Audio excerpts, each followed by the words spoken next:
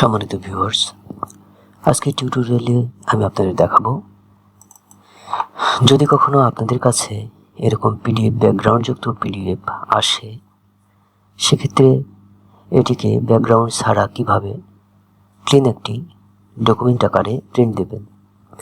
তো clean document আকারে print দেওয়ার জন্য সবচেয়ে সহজ টেকনিকটি আমি আপনাদের সাথে শেয়ার করব। চলুন আমার পিডিএফ ফাইলটি যার ভিতরে আছে সেখানে যাই। পিডিএফ ফাইলটিকে আমরা আমাদের কমন যে অ্যাপস NAPS2 এর মাধ্যমে ওপেন করব।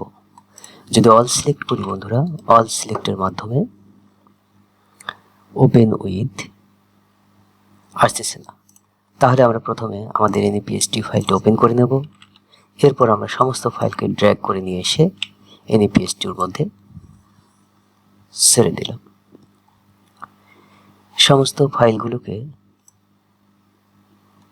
আমার কি করতে হবে, ব্যাকগ্রাউন্ড রিমুভ করতে হবে। আমি ব্যাকগ্রাউন্ড রিমুভ করার জন্য প্রথমে যে কোনো একটি ফাইলে ক্লিক করব, এরপর কন্ট্রোল A বাটনে প্রেস করব।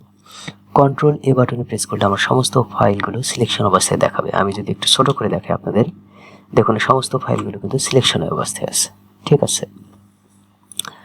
তো এখন এগুলো থেকে আমি ব্যাকগ্রাউন্ড রিমুভ করব। তো কিভাবে করব? এর জন্য আমি প্রথমে ইমেজ আইকনে ক্লিক করব। আপনারা দেখতে পাচ্ছেন যে ইমেজ আইকনে আমি ক্লিক করব। ইমেজ আইকনে ক্লিক করার পর এখান থেকে আমরা যাব এই যে ব্ল্যাক অ্যান্ড হোয়াইট অপশনে আমরা যাব। ঠিক আছে, সেখান থেকে আমরা ব্ল্যাক অ্যান্ড হোয়াইট অপশনে যাব। তো দেখিয়ে দিচ্ছি, ইমেজ থেকে ব্ল্যাক অ্যান্ড হোয়াইট আমাদের সামনে কিন্তু ডিরেক্ট এরকম একটি ফাইল চলে আসবে। আমি একটা ডাবল ক্লিক করি, ওকে করে দিই।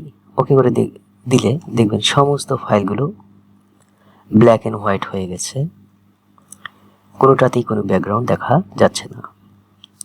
ঠিক আছে, এই যে দেখুন ব্যাকগ্রাউন্ড ছাড়াই আমার প্রত্যেকটি ফাইল কিন্তু HD আকারে চলে এসেছে। চাইলে এই ফাইলটিকে আমি PDF আকারে সেভ করতে পারি অথবা JPEG আকারে সেভ করতে পারি। তো আমি সেভ করব না, আমার যেহেতু প্রিন্ট দিতে হবে।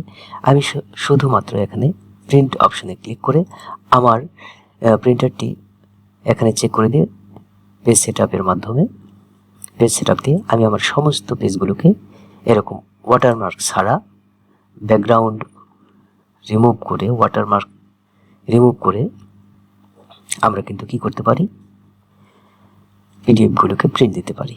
তো ট্রিক্সটি কেমন লাগলো বন্ধুরা? ভালো লাগলে অবশ্যই লাইক কমেন্ট শেয়ার করতে ভুলবেন না।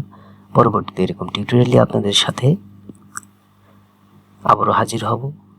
ততদিন সুস্থ থাকুন, সুন্দর থাকুন। আল্লাহ হাফেজ।